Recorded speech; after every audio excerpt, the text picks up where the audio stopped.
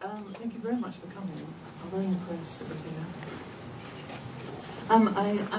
I want to talk about Saramago and take you through his literary trajectory, I suppose. And I'm going to assume that you don't know that much about Saramago, so if there are any Saramago experts here, I do apologise for telling you the obvious. Sorry, can you all hear me? Oh, now you can. Okay, great. Saramago came from he has an extraordinary life story, really, because he came from the poorest of backgrounds.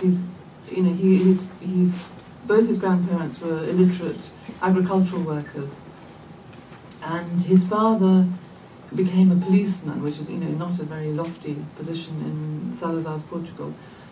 And when they lived in Lisbon, they lived in very cramped accommodation. And he had very little schooling at all. In fact, he more or less taught himself to read by looking at the newspaper. It was the Diário de Notícias, which was the main newspaper in Lisbon at the time in Portugal. And he wrote a wonderful childhood memoir called Small Memories, and he describes how this process of teaching himself to read, simply by staring hard at those words and trying to make sense of them. He says that the articles in the paper were written using the same characters, whose names and functions and mutual relationships I was learning about in school. And so I was reading even before I could spell properly, even though I couldn't necessarily understand what I was reading. Being able to identify a word I knew was like finding a signpost on the road, telling me I was on the right path, heading in the right direction. And so it was in this rather unusual way, diario by diario, month by month, pretending not to hear the jokey comments made by the adults in the house who were amused by the way I would stare at the newspaper as if at a wall, that my moment to astonish them finally came when one day, nervous but triumphant, I read out loud in one go, without hesitation, several consecutive lines of print. And it's astonishing to think that out of that beginning came this extraordinary body of work. He grew up in the Portugal of Antonio de Oliveira Salazar, who was the dictator in Portugal for more or less 50 years. It was a very narrow-minded and repressive place to be brought up in. And when Saramago was awarded the Nobel Prize, whenever that was, I've forgotten. 10 years ago. 10 years ago? Something like that. 1998. Thank you. He wrote this wonderful acceptance speech, and the first thing he talked about were his grandparents, who he clearly loved very much, and who were really, I think, particularly his grandfather, were crucial to his formation as a writer. I just wanted to read one extract from that Nobel Speech Prize, which it's something. There are images in it that have stayed with me for years, ever since he gave the prize. He received the prize. The wisest man I ever knew could neither read nor write. At 4 o'clock in the morning, he would rise from his bed and go out into the fields, taking with him to pasture the half-dozen pigs on whose fecundity he and his wife depended for a living. My maternal grandparents scraped by on the little they had, breeding pigs which, once weaned, would be sold to neighbours in the village of Azinhaga, in the province of Ribatejo. My grandparents' names were Jerónimo Meldinho and Josefa Caixinha, and both were illiterate. On winter nights, when it was cold enough to freeze the water in the jugs inside the house, they would go to the pigsties to fetch in the smallest of the piglets and carry them to their bed. Under the coarse blankets, their human warmth saved the creatures from icy cold and certain death. Although my grandparents were good people, they were not driven to do this. Sorry, I just heard the rustle of paper. We're not driven to do this by finer feelings of a compassionate heart. What concerned them quite plainly and unsentimentally was protecting their livelihood, as would anyone who in the struggle to survive has learned to bother only with the essentials. I often helped my grandfather Jerónimo in his work as a herdsman. I often dug the earth in the yard by the house and chopped wood for the fire. I often had to turn the great iron wheel of the pump that brought up the water from the village well, and I would then carry the water home on my shoulder. And often, behind the backs of the men guarding the wheat fields, I would leave the house at dawn with my grandfather, armed with a rake, a sheet and some string, to gather up from amongst the stubble the loose straw that would be used as bedding for the livestock. And sometimes, on hot summer nights after supper, my grandfather would say to me, "José, tonight we'll go and sleep underneath the fig tree." There were 2 other fig trees, but as far as everyone in the house was concerned, that particular fig tree, doubtless because it was the biggest and oldest and had always been there, was the fig tree. In the peace of the night, under the high branches, a star would appear and then slowly hide itself behind a leaf. And if I looked in another direction, there, like a river flowing silently across the concave sky, would be the opalescent light of the Milky Way, or the Road to Santiago, as we villagers still called it. For as long as I remained awake, the night would be alive with the stories my father would tell me. Legends, ghosts, marvels, remarkable events, deaths that happened long ago, fights involving sticks and stones, the words of our ancestors, a tireless murmur of memories that simultaneously kept me wide awake and gently lulled me to sleep. I never knew if he stopped speaking as soon as he realized I had fallen asleep, or if he went on talking so as not to leave unanswered the question I always asked him in the long pauses he deliberately left in his stories. And then what happened? Perhaps he repeated the stories to himself so as not to forget them, or simply in order to embellish them further with new adventures. Needless to say, at that age and at that time, I imagined my father Geronimo to be the master of all the knowledge in the world. When at first light I would be woken by birdsong, he was no longer there, but had gone off to the fields with his pigs, leaving me to sleep. Then I would get up, fold my blanket, and barefoot. I went barefoot in the village until I was 14, with bits of straw still clinging to my hair. My grandmother, who was always up even before my grandfather, would place a large bowl of coffee and some bread in front of me and ask if I had slept well.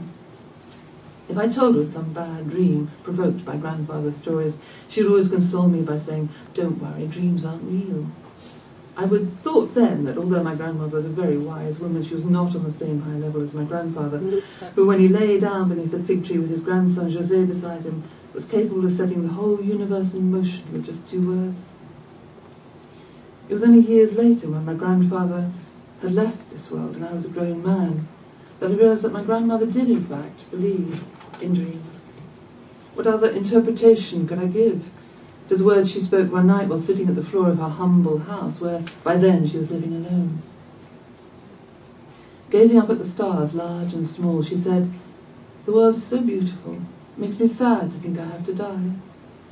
She did not say she was afraid to die, but sad, as if life, the life of unrelenting hard work that had been hers, was at the very last blessed with one final, supreme farewell, the consolation of beauty revealed. She was sitting at the door of a house unlike any other, I believe, for in it lived people who could sleep with pigs as if they were their own children, people who were sad to leave life simply because the world was so beautiful, people by which I mean my grandfather Geronimo, herdsman and teller of tales, who when he sensed that death was coming for him, went out to say goodbye to the trees in his orchard, embracing each of them in turn and weeping because he knew he would never see them again. Many years later, when I first wrote about my grandfather Geronimo and my grandmother Josefa, I became aware that I was transforming the ordinary people they had been into literary characters, and that this was probably a way of not forgetting them, drawing and redrawing their faces with the ever-changing pencil of memory, colouring in and illuminating the monotony of their dull, narrow, day-to-day lives, like someone recreating on the unstable map of memory the supernatural unreality of the country where he has chosen to go and live. And, you know, that seems to me almost the perfect education for a novelist. It seems not because he had so little education, but that phrase about his grandfather being able to set the whole universe in motion with 2 words. It's exactly what a novelist does. It's exactly what Saramago did, you know, throughout his career. And I think these early experiences really informed all of his writing. He always writes about the ordinary man, you know, he writes about kings like in Balthazar and Limunda, there's the king who wants to build the great palace at Marpra, but that's seen as a form of utter selfishness. You know, he doesn't give a thought to the ordinary people who have to build that palace and perhaps die in the process. And I think it's odd because he was always said he was writing for ordinary people, about ordinary people and for ordinary people. When you look at his prose, when you look at the pages of Saramago novel, you don't think this is the kind of novel that an ordinary person would like to read, because of these great swathes of prose and sort of seamless sentences with minimal punctuation and just commas and full stops. We never have dashes and colons or semicolons, question marks or exclamation marks. And any dialogue is simply indicated by, there's a comma and then there's a capital letter. And then the next utterance is another capital letter. So it's totally seamless and effortless. And he said himself that he wanted his words, he defined himself as an oral narrator. And he said his words are meant to have the same impact as music. And so he claimed to orchestrate rather than merely construct phrases, and to write as if he were composing a score by concentrating on a pattern of sounds and pauses. Any punctuation other than full stops and commas would destroy that sense of continuous flow. And obviously, that's what the translator has to capture, has to mirror, if you like. He wrote 3 novels before he arrived at this rather idiosyncratic prose style. And his 4th novel was Levantado do Chão, which means raised from the ground. And that was published in 1980.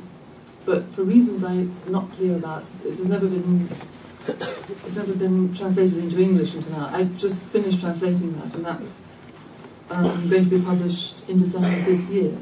And that's the first of his novels where he starts to write in that style.